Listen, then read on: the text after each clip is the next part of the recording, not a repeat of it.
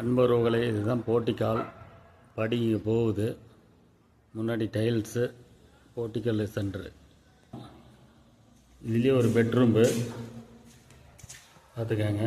Bedroom இந்த Opel வலை அடித்து புறநாடி பூசிடுவோம். ஷோகேஸு.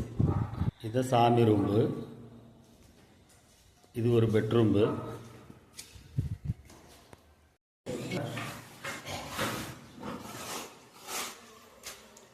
மாமா சுத்தி வீடு எடுத்து காட்ட சொன்னல, சுத்திதான்